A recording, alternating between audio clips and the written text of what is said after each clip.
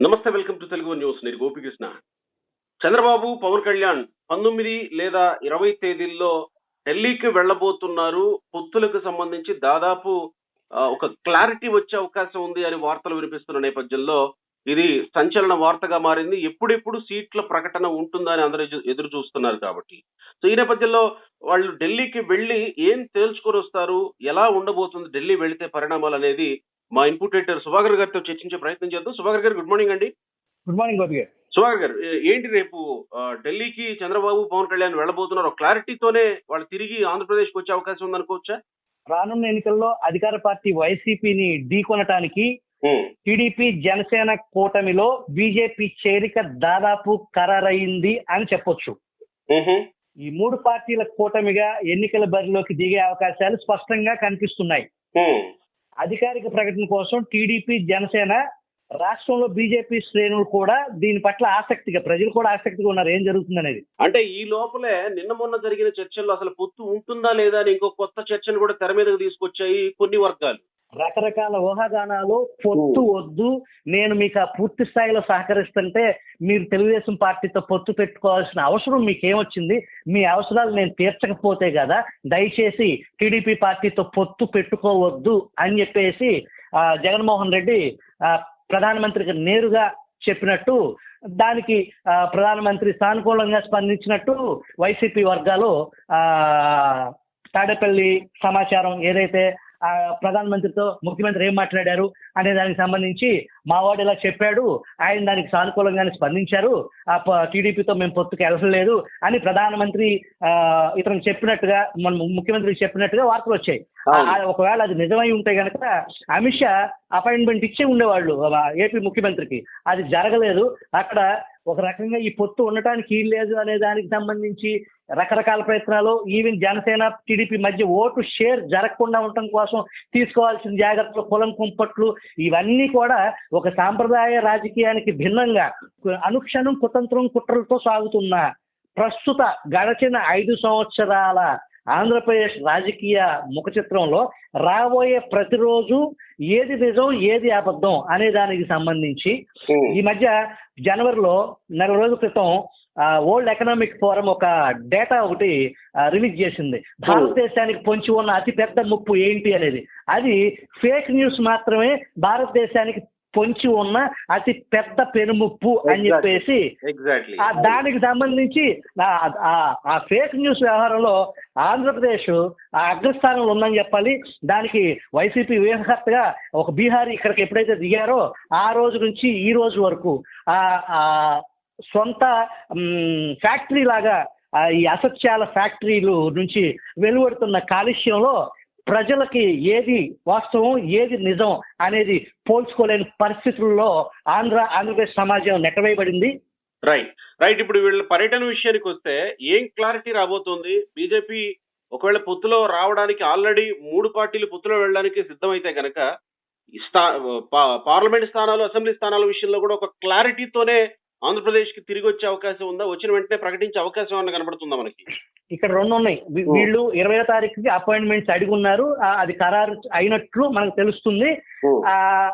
ఢిల్లీ వెళ్ళిన తర్వాత అక్కడే ప్రెస్ మీట్ లో విషయాన్ని వెల్లడిస్తారా, లేదు తిరిగి వచ్చిన తర్వాత ఆంధ్రప్రదేశ్ లో అమరావతిలో సమావేశం పెట్టి వెల్లడిస్తారా అనే దాన్ని స్పష్టత లేదు. మొత్తం మీద 20వ తారీఖు అక్కడ కానీ 21, 22 ఈ 2-3 రోజుల్లోనే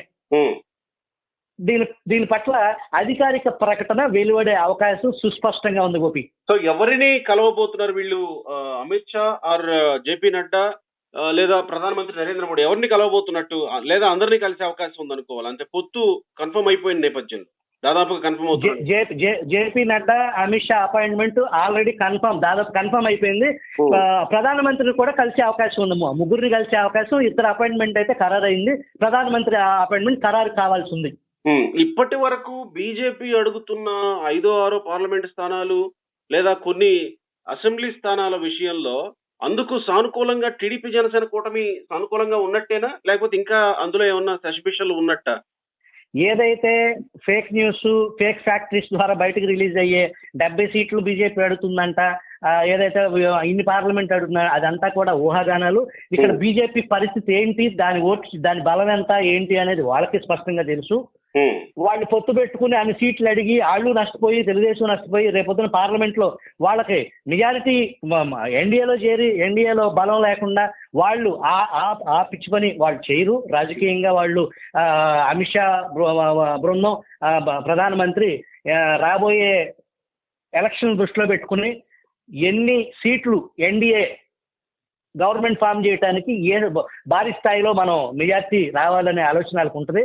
ఇక్కడ మనం అనుకుంటున్నట్టు బీజేపీ మాకు అన్ని సీట్లు కావాలంటే అది వర్కౌట్ అయ్యేది కాదు. ఆ విషయం వాళ్ళకు కూడా తెలుసు. ఇదంతా కూడా ఈ వైసీపీ సానుభూతి పరులు వాళ్ళ ఫ్యాక్టరీలోంచి వచ్చే ఫేక్ న్యూస్.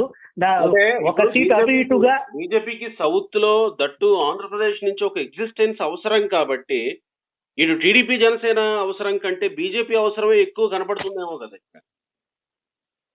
బీజేపీ అవసరం ఇక్కడ ఏదైతే సౌత్ లో పర్టికులర్ మనం ఆంధ్రప్రదేశ్ గురించి మాట్లాడుకుందాం. ఆంధ్రప్రదేశ్ లో పొత్తులో వెళ్తే వాళ్ళకి లాభించే అంశం టీడీపీ జనసేన బలం వాళ్ళకి రేపొద్దున పార్లమెంట్ లో కావాలి. ఎగ్జాక్ట్లీ. అలా కాకుండా మాకు ఇన్ని సీట్లు ఇవ్వండి అంటే వాళ్ళకి తెలుసు కదా. వాళ్ళు ఒక 50 సీట్లు అడిగారు అనుకుందాం, ఫర్ ఎగ్జాంపుల్ టీడీపీ ఇచ్చింది అనుకుందాం. ఆ 50 సీట్లు దాంట్లో ఏం జరిగిద్ది, వాళ్ళకి అది నష్టమా లాభమా అనేది స్పష్టత లేని ఆ స్థాయి మనుషులేం కాదు వాళ్ళు, అంత నాలెడ్జ్ లేకుండా. ఖచ్చితంగా ఈ పొత్తుకి ఏదైతే మనం బయట విష ప్రచారానికి సంబంధించిన ఆ పరిధి దాటి ఒక సీట్ అటో ఇటో అక్కడ ఆరోగ్యకరమైన చర్చలు దాదాపు జరిగినాయి. అధికారిక ప్రకటన వెలువడేదానికి ఫైనల్ గా ఒక ఢిల్లీ ట్రిప్ అనేది ముగింపు, ఈ చర్చలన్నిటికీ ముగింపు అనేది మనకు తెలిసిన సమాచారం. ఓకే. ఈ విష్ణువర్ధన్ రెడ్డి మీద ఏమైనా చర్యలు ఉండే అవకాశం ఉందా? ఇలాంటి వ్యాఖ్యలు చేస్తా అంటే ఒకవైపు పొత్తు జరుగుతున్న నేపథ్యంలో ఇలాంటి వ్యాఖ్యలు విష్ణువర్ధన్ రెడ్డి లాంటి వ్యక్తులు అలాంటి వ్యాఖ్యలు చేయడం అంటే బీజేపీ అభ్యర్థే ముఖ్యమంత్రిగా ఉంటాడని చేస్తున్నా అంటే ఇది అధిష్టానం అది బీజేపీ శ్రేణుల్ని ఇటు టీడీపీని రెచ్చగొట్టే వ్యాఖ్యలు తప్ప విష్ణువర్ధన్ రెడ్డి చేసింది. అతను ఇంకొక వాదన కూడా ఉంది, ఈ ఎన్నికల్లో బీజేపీకి రాజీనామా చేసి వైసీపీ పార్టీలో జాయిన్ అవుతారనే సమాచారం కూడా ఉంది. అది మనకు 2-3 రోజుల్లో తెలుసు దానికి సంబంధించి లోతైన. రైట్ సుభాకర్ గారు, థ్యాంక్ యూ.